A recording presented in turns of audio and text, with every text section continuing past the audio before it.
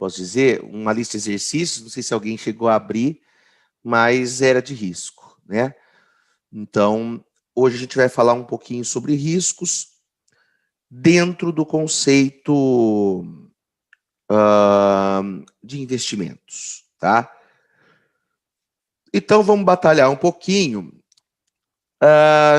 Uma primeira e extremamente utilizada pelo mercado pela sua simplicidade, assim, se você começar a ver artigos acadêmicos, da turma que faz mestrado, doutorado, eles começam a inventar moda e refinar as medidas de risco. O mercado não gosta de muito refinamento, não. O mercado gosta de coisa prática. Eu quero um índice, eu dou uma olhada e já tomo minhas decisões, né? Então, assim, um parâmetro extremamente utilizado para mensuração de riscos em investimentos é o desvio padrão, tá? O desvio padrão, então, vai ser a nossa primeira medida de risco aqui, que ele é uma medida de dispersão, é uma medida de ver quanto que foge da média. Só uma pergunta que eu tô, só para eu lembrar aqui, alguém chegou a fazer estatística comigo?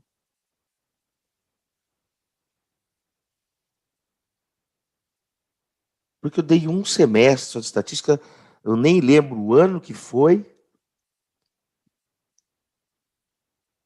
Acho que não, né?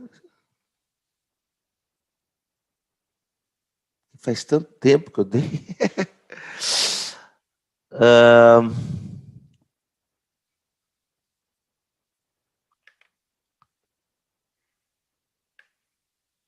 Acho que ninguém fez estatística comigo. Ninguém respondeu nada.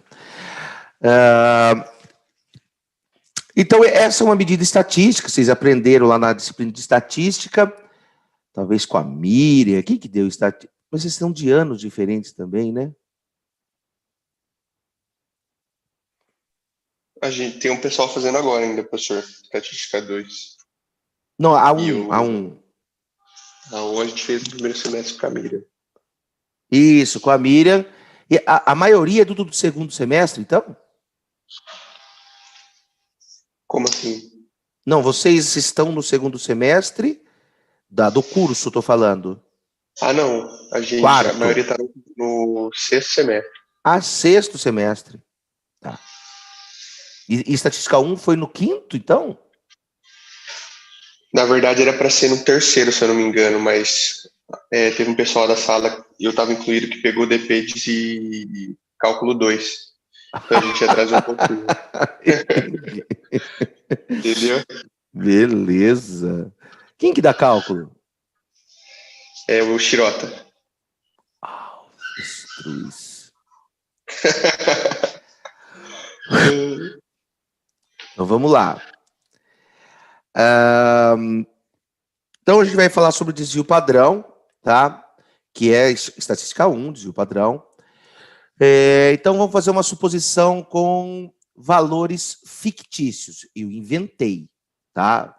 Já trago de antemão isso aí para vocês. A gente vai fazer uma conta. Sugiro que vocês peguem uma calculadora, uma folha de sulfite, para a gente treinar e relembrar o que é esse cálculo do desvio padrão aí, né? Principalmente aí para quem já fez há algum tempo o desvio padrão.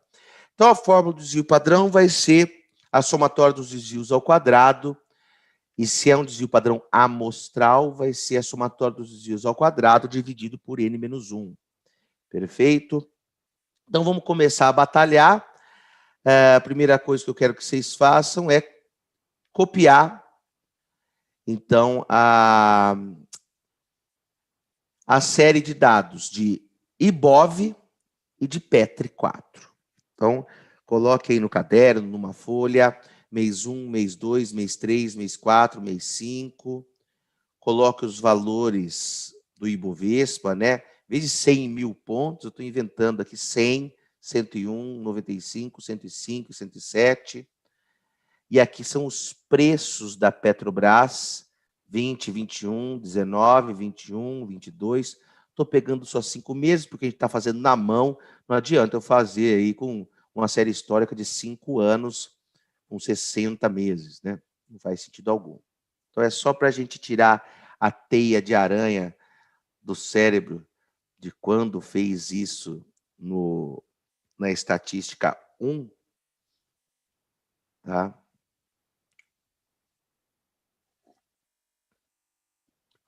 E em seguida, nas próximas 2 colunas, eu quero que vocês já calculem os percentuais.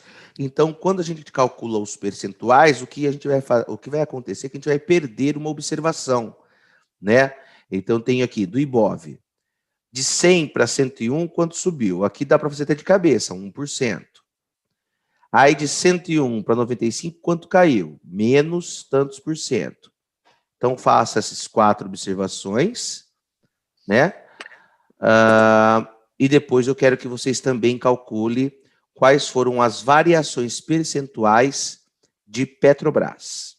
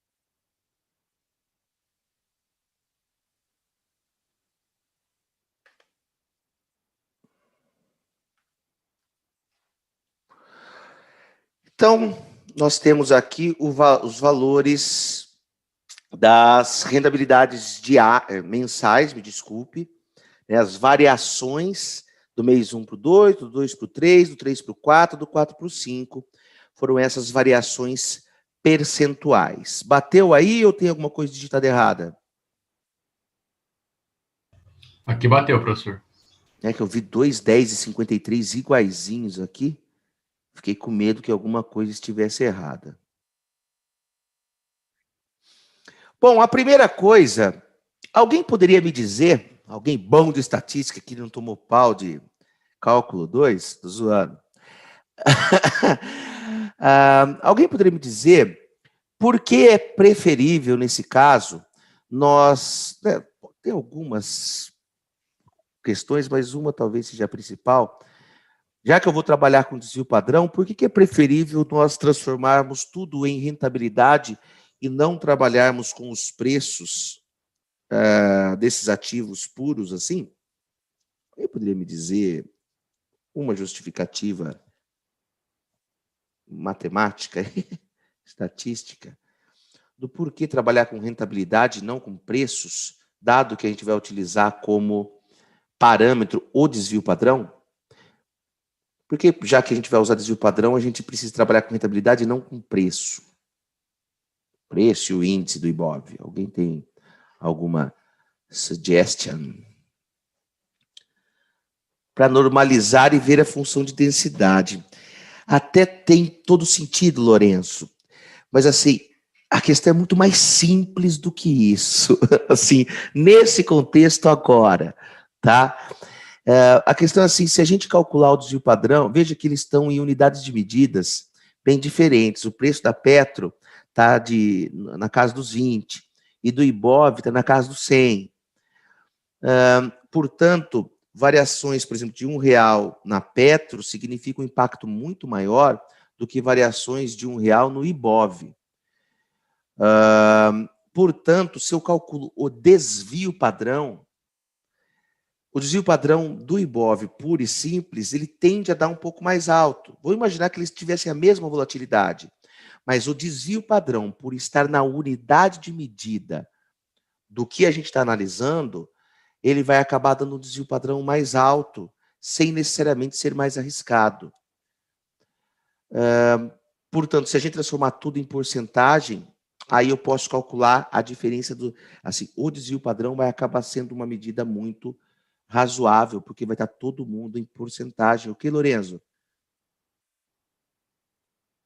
Ah, beleza, professor. Obrigadão. Né? Era mais simples do que... Tem as outras vantagens, mas assim, a principal questão, para a gente ter clareza por que eu estou fazendo isso, é porque as unidades de medidas estão diferentes. Até dá para trabalhar com os dados puros e unidades de medidas diferentes se a gente usasse um componente estatístico que até usava o desvio padrão, que era uma unidade dimensional. Alguém lembra o que é? É uma unidade que mede risco também, mas ele é uma medida de risco que é adimensional. A gente parte do desvio padrão, parte da média e calcula esse componente estatístico. Alguém consegue lembrar do nome daquele negócio lá?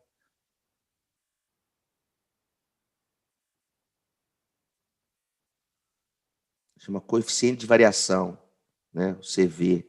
Então, o coeficiente de variação era a divisão do desvio padrão pela média. Então, como o desvio padrão está na unidade de medida e a média também está na unidade de medida, a gente vê qual porcentagem um desvio padrão está em relação à média, e a gente consegue, então, colocar todo mundo aqui, né? Comparar Ibov e Petro em termos de risco, né? De dispersão através de coeficiente de variação, sem precisar transformá-los em rentabilidade, em porcentagem.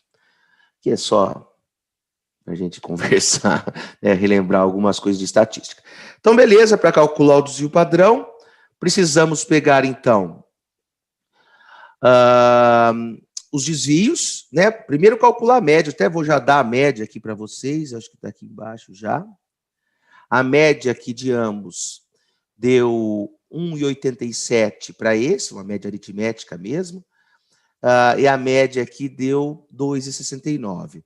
Então, o que eu quero que vocês trabalhem aí, para ver se conseguem relembrar como faz o desvio padrão, a gente vai pegar cada um desses 4 elementos da rentabilidade de X e subtrair da média, elevar ao quadrado.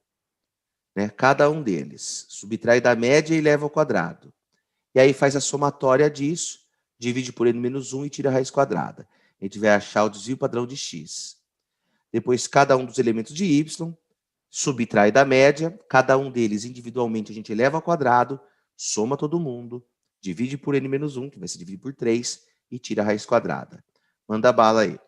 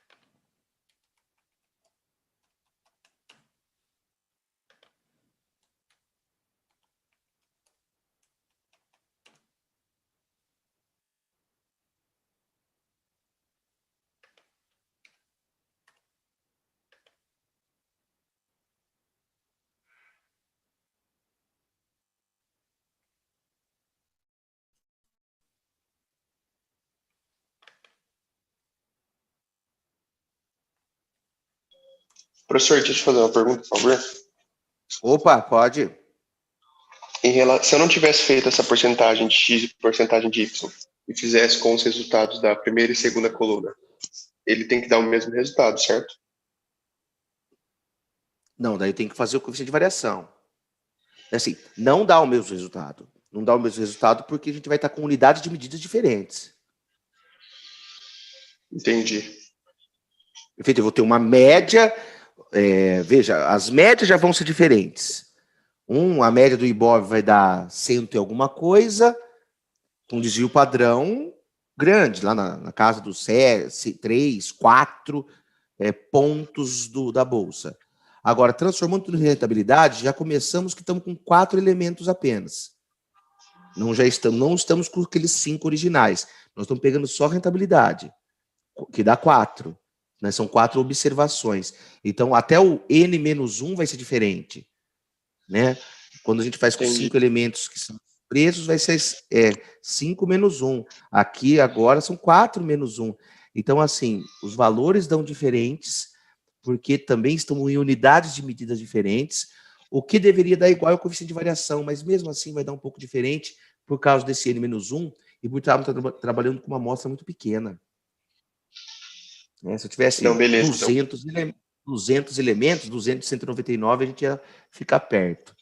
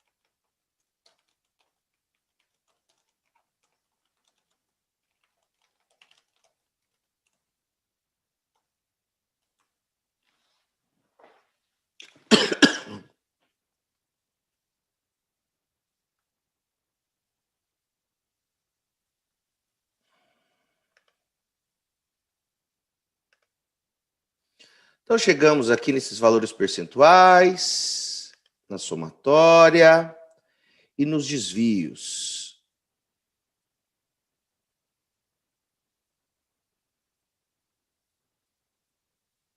Bateu, pessoal?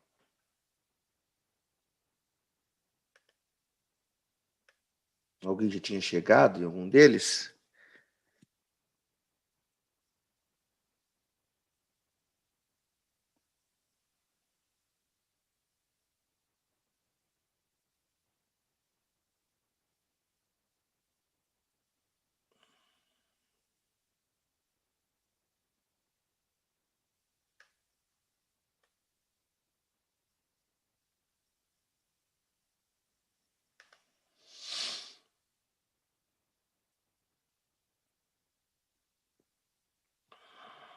Posso passar adiante? Tá tudo tranquilo? Aula online com exercício é o Otoborogodó. Vou passar. Tá? Então, assim, a primeira coisa que a gente pode bater o olho e dizer é que, pela medida de dispersão que nós estamos adotando aqui, o desvio padrão, e os dados que nós temos, dada a nossa amostra, né? A Petrobras possui uma maior dispersão do que o índice Bovespa. Alguém poderia me falar qual que é a palavrinha que, principalmente em finanças, né? Quando a gente tem séries temporais aí com preços como protagonista, que palavrinha que a gente usa para falar, em vez de falar assim, a Petrobras tem maior dispersão do que o índice Bovespa? Qual palavrinha que a gente poderia utilizar que em finanças é super comum de utilizar para falar sobre essa questão de dispersão? Volatilidade.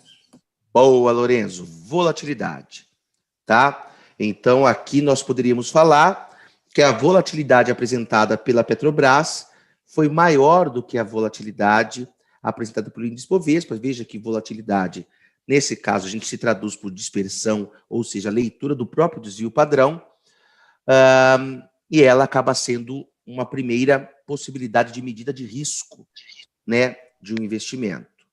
Perfeito? Estamos aí construindo, né? Abrimos a nossa aula falando sobre essa questão de retorno, sobre risco, e estamos aí tateando sobre a possibilidade de como medir esse risco de um investimento. Então, conclusão preliminar, a partir dessa série de dados, a gente pode inferir que a Petrobras apresentou retornos mais dispersos em relação ao Ibovespa, né? Ou seja, com maior volatilidade. Agora vamos para um exemplo óbvio, para de fazer a conta agora, foi só para tirar a teia de aranha de como olhava o desvio padrão. Isso a gente faz no Excel ou em algum software estatístico, tá bom? Chega de fazer essas contas na mão aqui, não faz mais sentido. Mesmo que eu der algum exercício para vocês na prova, vocês podem usar o Excel, vocês estão em casa, tá? Como eu vou falar, não, faça na mão, vocês não vão nem entregar. Né? Não faz sentido isso. Agora a gente vai começar a pensar em riscos. Voltar, a primeiro exercício foi relembrar o que é desvio padrão. Como que a gente pode também avaliar a volatilidade, né? Indo numa crescente aí de peso. Um método é um método bastante antigo, que ele vem antes mesmo dos computadores e antes mesmo, talvez até da própria matemática, que é o método no-zói, tá? Método no-zói. A gente bate no zói assim, a gente dá uma olhada para ver quem é mais disperso. No método no-zói, qual desses dois ativos nos parece mais volátil se eu fosse aplicar mais arriscado em relação à sua rentabilidade histórica aí dos últimos 20 meses, por exemplo? Nós teríamos, então, o ativo 2, né? Porque você vê que o ativo 1, ele não é super bem comportado tal, mas o ativo 2 me parece mais doidão. Eles dá uns -4, uns +8, coisa que o ativo 1 não dá, tá? Ele não tem essa volatilidade toda. O problema é que se eu tiver uma série muito grande, ou esses ativos tiverem comportamentos que não são tão discrepantes assim, o método no-zói vai nos causar problemas, principalmente porque o método no-zói não dá assim a magnitude. Quanto que um é mais arriscado que o outro? Tá?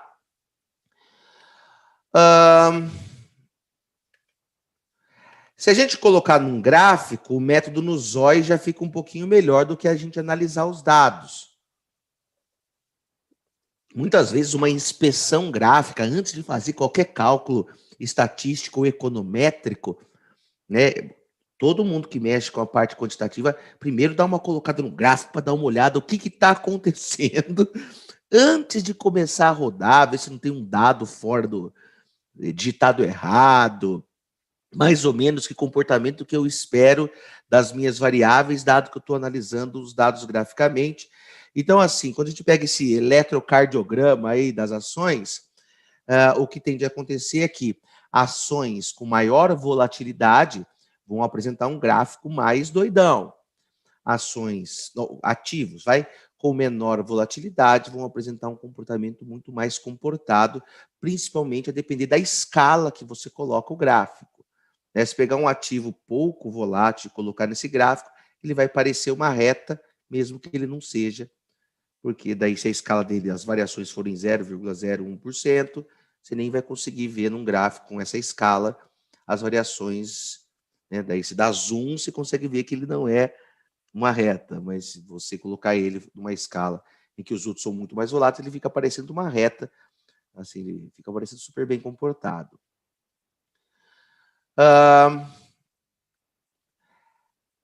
Porém, né, ficar fazendo no método Nozoi, eu acho que a Perrine francesa, eu não sei se ela entendeu esse método Nozoi. Nozoi é no olho, tá, Perrine?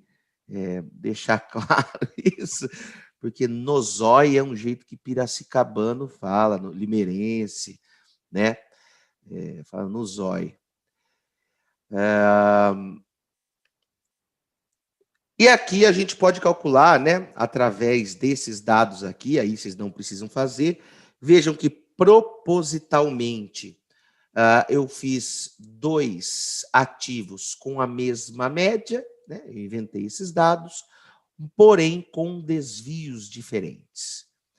Nesse caso, a gente já tinha essa clareza que o ativo 2 era mais disperso, mas agora a gente pode trabalhar com dados, né, utilizando o desvio padrão como sendo uma medida de volatilidade, de risco. Perfeito? O que significa esse desvio padrão, né? Como que a gente pode interpretar esses valores? Então é assim, agora não vamos ficar lembrando tanto de estatística, mas é o seguinte. O que nós acabamos fazendo na estatística, pelo menos nos períodos iniciais, assim, né? Supor, economia. Já tiveram aula com Baixa, acredito eu. É o Gabriel que estava me respondendo aqui, acho que nos áudios. Com Baixa. Era assim, né? Com Baixa, já tiveram aula com Baixa, né? já tivemos, Isso. macroeconomia. E ele conta que um economista foi numa ilha deserta com um físico e engenheiro. Daí o economista falou: suponha que nós tenhamos um abridor. Ele contou essa piada ou não? Eu acho que sim, mas se você quiser contar de novo, tamo aí. Não precisa contar, não. É que eu sei que o Baixo que conta essa piada aí. Todo ano ele conta a mesma piada. A gente deve ter uma piada só. Assim, a gente suponha que nós tenhamos um abridor, né? É a piada do Baixo, que é coisa de economista, assim. Aqui a gente vai suponha que a distribuição dos retornos seja normal. Pode ser que ela nem seja, cara. E aí complica muito a história, né? Pode fazer testes de qual é a distribuição que melhor se encaixa, tal. Ou a gente pode tentar normalizar. Aí a história vai longe. Mas assim, a distribuição dos retornos, a gente não tem clareza de qual é a distribuição dela, né? Assim, simplesmente pegando os preços e achando o retorno deles, a distribuição desses retornos pura e simples não necessariamente vai ser uma distribuição normal. Mas suponha que a gente tenha o abridor lá da piada do Baixa, então suponha que essa distribuição seja normal, né? Nós temos 4 elementos só. A ideia dessa da volatilidade, se os retornos fossem normais, é que se a gente pegar um desvio padrão para a direita e um desvio padrão para a esquerda, nós vamos ter aqui aproximadamente 68,26% da área sob a curva, né? Que, na verdade, essa área sob a curva a gente poderia achar fazendo a integral dessa curva, e Gabriel deve ser fera na integral, né? Então, você pega lá a distribuição normal e faz a integral. Como que é, Gabriel? Eu falei que nunca nem vi. Tô zoando. Não, viu, integral viu, pô. Não viu? Tá enchendo o saco, professor. Sim. Tá. Então faz a integral ou usa aquela tabelinha do Hoffman para saber a área sob a curva. Só que, assim, alguns valores já são conhecidos para distribuição normal, que é um desvio para a esquerda, um desvio para a direita, a gente tem essa área aí de 68,26. No caso desses dois elementos, o que isso significa na prática?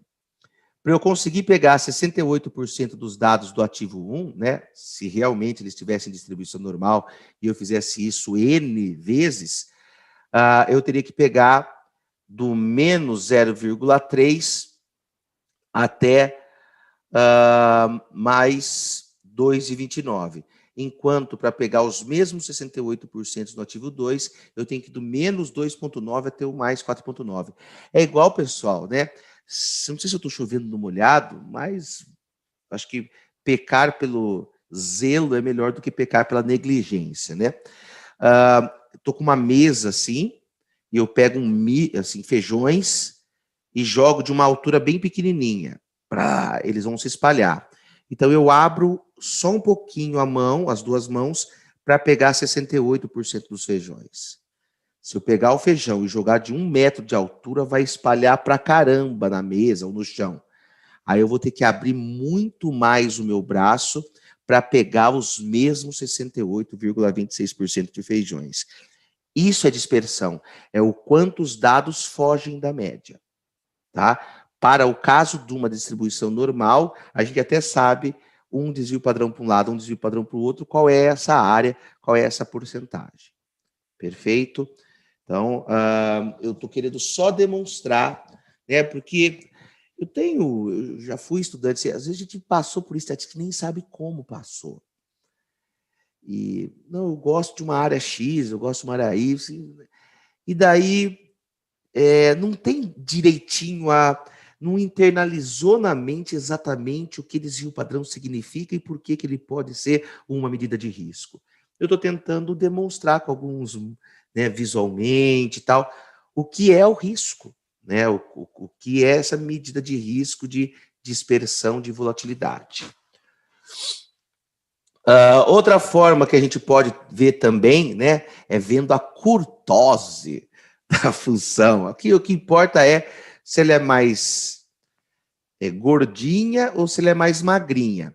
Quando a gente tem uma função normal ou qualquer outro tipo de função mais magrinha, ela tem menos risco. Apesar de ela estar lá em cima, né, assim, a hora que bate o olho parece que, como ela é mais alta, ela vai ter mais risco. De maneira alguma, ela é mais magrinha. O que importa é se é gorda ou magra. Quando é mais magrinha, significa que a maioria dos elementos dessa distribuição estão rodeando a média. Quando ela é mais gordinha, eu tenho que abrir mais a mão para pegar 68% da área, se eu for um desvio padrão para um lado e um desvio padrão para o outro. Ou seja, eu tenho muitos elementos em relação à vermelha, né?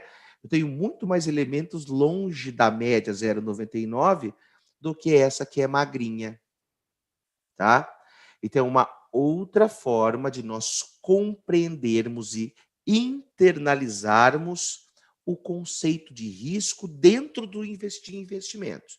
Porque não necessariamente, quando a gente trabalha com essas distribuições de probabilidade, estou falando de risco. Né? Eu estou querendo saber a dispersão da altura.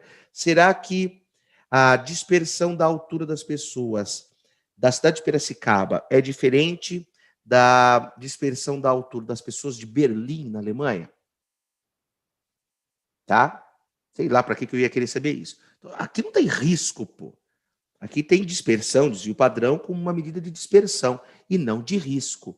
Aqui, dentro do nosso contexto, o desvio padrão está sendo compreendido como uma medida de risco. Tá ok?